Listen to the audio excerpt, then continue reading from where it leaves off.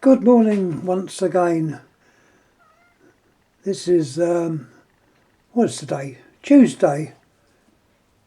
Not very bright out, so I thought I'd have another little look at another telephone. As I say, I might have shown these before.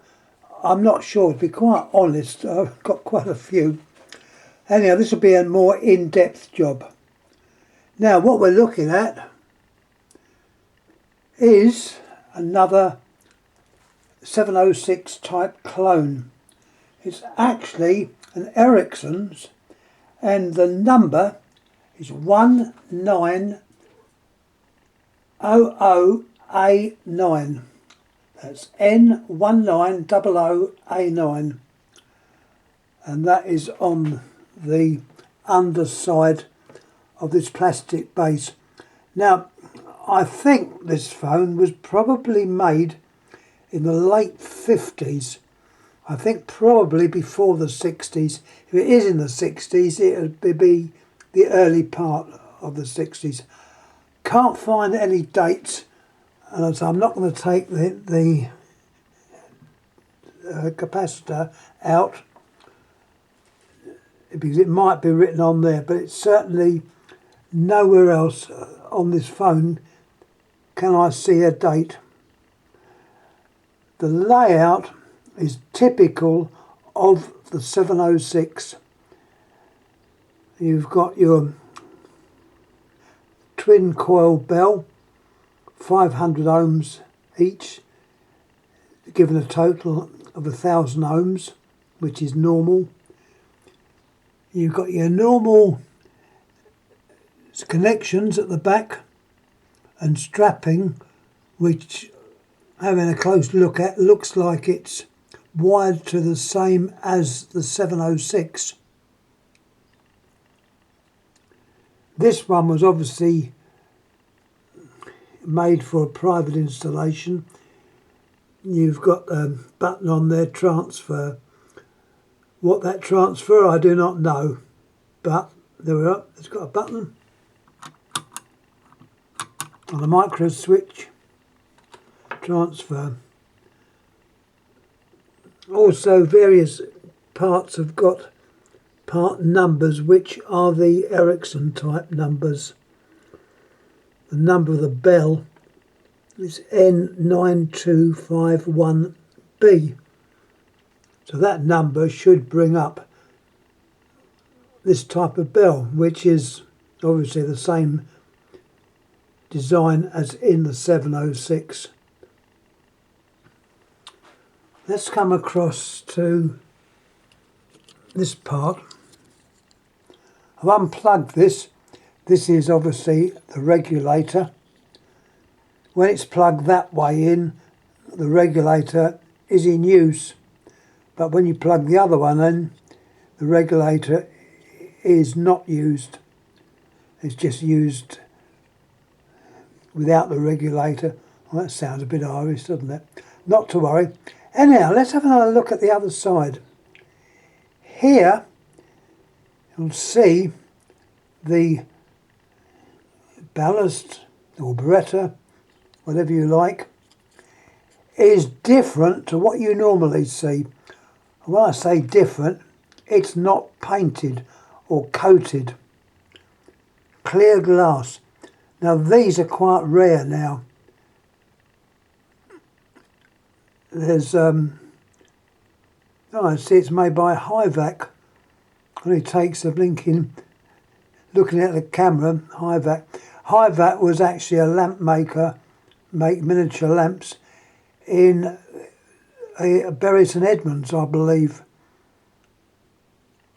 That was a few years ago, but Hivac often did make some of the glass components that are in these phones. And this is the one here, designated XB3. Anyhow, as you can see, it's clear glass. Now, all the later 706s, if you like, were coated with a black. And there was a simple reason for this. Well, the reason I was told, when this phone was introduced, in the, well, I say the 60s. It's when it became popular. It's when I remember it. I was actually working for the GPO at that time and since, and the 706 was a new phone. Everyone was changing. Everyone wanted to get rid of the old Bakelite 332s. I saw them being stacked up, going to be dumped as far as I know. Well, okay, this is why they're now rare, and they do command a high price in some cases. It just goes to show. Anyhow, that was, as I say, in the early 60s when I joined I say BT, it wasn't BT, it was a GPO, General Post Office. Anyhow, shortly after I joined, a little story was told where a subscriber, or customers are now known, noted that when she was using the phone, she could see through cracks and that in the phone, or perhaps even through the dial, wherever you can see to the inside. Not very easy, but it could be done. And she would notice that the little Beretta was alight. Now this was only if you lived near an exchange. It lit up, and she thought the phone was on fire. And the story is, she got a bucket of water and dropped the phone in the water. Whether that was a true story or not, I don't know. But anyhow, that was the reason they changed using clear glass to a painted or a coated glass. The other part on the regulator is obviously two resistors, and the black is a group or a length of rectifiers which come into part of the circuit to control the line. Well, it's to even out whether you live near an exchange or live miles away from the exchange, to give like an even sound effect. This one was obviously still on this one, although this was a private phone. Let me show you the case. There's the case in very good condition, and if you notice at the back, Ericsson's Telephone Limited, which was a typical little sign which you'd see on the back of these. And if any of you watched some of the older James Bond films where he's talking to him, a very posh desk, a wooden desk with numerous telephones on it, you could often see this name, or you knew what it was on the back of the phone. Just a point of it, perhaps of observation. Now also inside, turn him over. And what else do we have? Which I think is very important. We have a diagram. I'll leave it on there so you can take a copy of it or check for the actual wiring. That's your diagram, which is worth its weight in gold, because it tells you where all the bits are and how they're wired up in the phone. Beautifully made phone, actually. This is not a printed circuit version. I must admit I prefer these hardwired jobs. This is very neatly made. Now, I must mention the dial. You don't often see this type of dial on a 700 type, although when the 700s were first made, they did use this style of dial in proper metal. When I say proper metal, it was, the type was used on the 332, and that it was a good phone, a good dial. It was trigger type dial, which this is. Turning him over, you can see another N number there, which obviously is an Ericsson's number. Nothing about GPO or anything like that. I don't think there's even got GPO on the capacitor. Looking closer at the dial, you can see it's completely made of metal. It's got the nice finger stop and a double type of stop. If you look at that, there's two parts to it. There's one on the edge on the outside and one on the inside, which was certainly the earlier type of dial. Although turning him over, he hasn't got any letters, because this would have been used on a private system where you'd be unlikely to dial up places like Liberty Exchange or Cherrywood. There were two exchanges I worked at the time. You've just got your little, what do they call them, chevrons, I don't know, it's little arrows, shall we say. And also, without turning round, it's got the emergency calls, dial 555. That was obviously the label that was on this phone when it was installed wherever. It's got a Nottingham number. And looking at the finger stop, it's a good old-fashioned finger stop, not the modern type that you see. So you see a phone with a dial like that. Yeah, they're old. You've got 50, 55. I don't honestly know what that means. It's certainly not 1950s. I wouldn't have thought so. You've got your normal wheel there, which they call it a 4A1. I think that's A1. And I think that is to do with the ratio of make and breaks. This would obviously be a standard dial, 10 pps, 10 pulses per second, which was normally found on the telephone service. Mind you, other ones were made for testing purposes, found in the exchange, and they would have different numbers on them. They'd be slightly different to test the reliability or if the equipment was working correctly. So that's the dial. What else have we got? And I think that's on there. Anyhow, let's also look at the handset. Now the handset is the typical type of handset. The receiver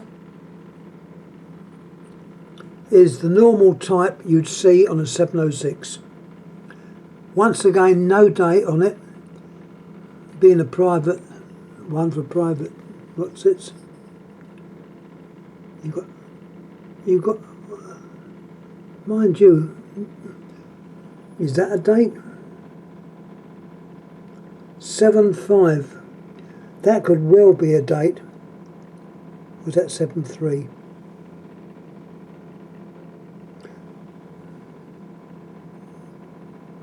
Your eyes are better than mine.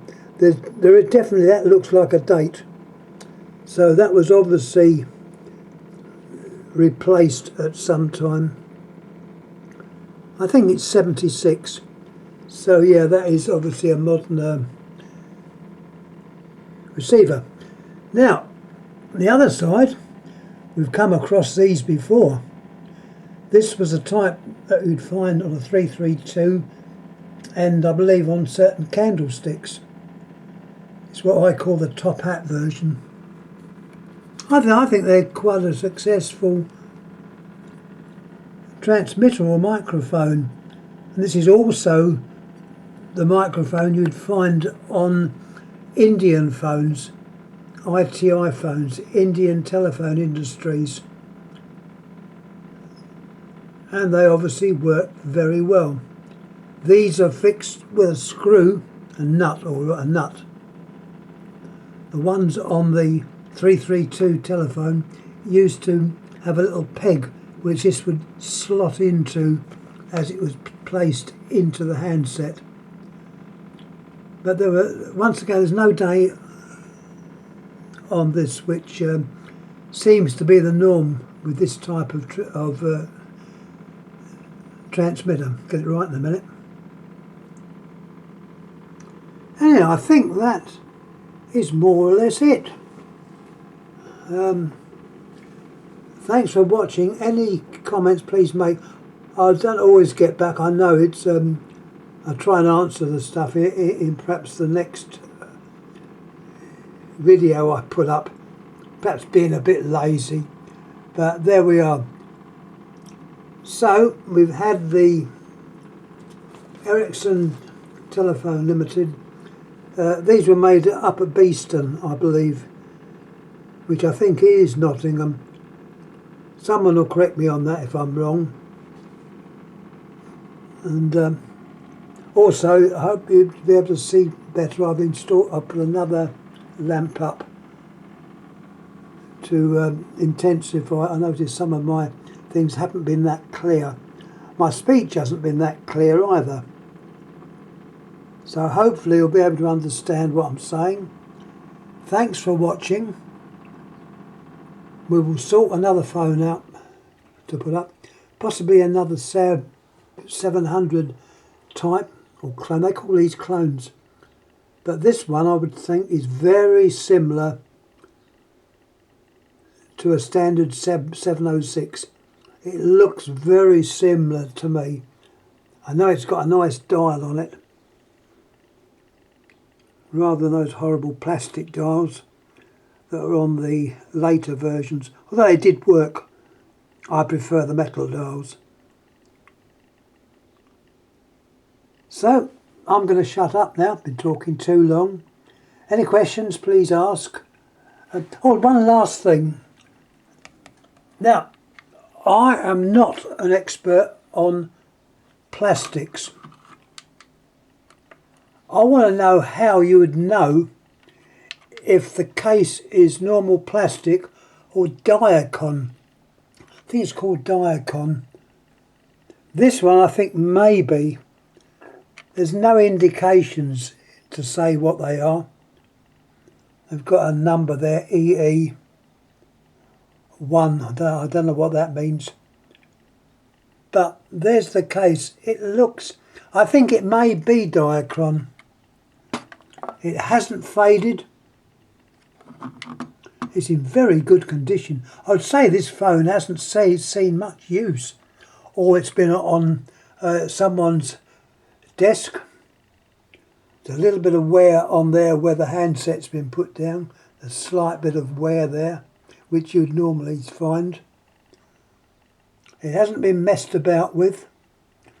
Someone's obviously put a new line cord on, not me. That was on there when the phone.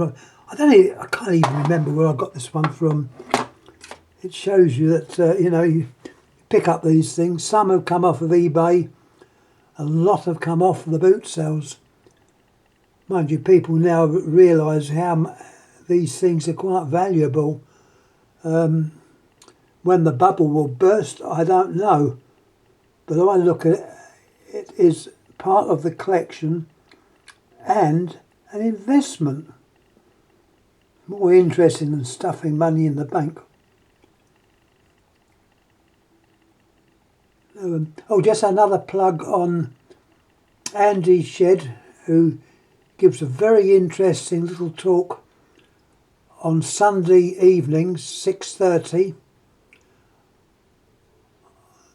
online on YouTube, the YouTube channel. It's always very interesting. And he was talking about radio station. My knowledge of radio stations is nil, but nevertheless they're interesting what they're hoping to do. There's a lot of work involved, if anyone's interested, obviously tune in next Sunday, 6:30, and hopefully we'll be able to find out more about it, or even ask Andy. But it's a good thing. It's miles away from where I live, so I can't sort of pop down the road and get to the radio station. But we can't have everything. So there we are. It's hopefully it will be going on air where it's through the internet. But it's interesting. Anyhow, I'm going to stop talking now. I know I like talking, but I'm definitely going to stop talking. I'll just show you that lamp that I've put up there. These lamps appear to be fairly rare now. Once again picked up at the boot sale. I think this is a Hamilton, but it's quite good. Got a transformer in the base, which does get rather hot. 12-volt bulb. It's a car bulb actually, but it's very good. It gives a nice white light, and hopefully you'll be able to see all the crooks and nannies. Or is it crooks and nannies? Something like crooks and nannies. I don't know. Something like that it's called. But anyhow, I'm going to shut up now. So, thanks for watching. Thank you. Thanks again.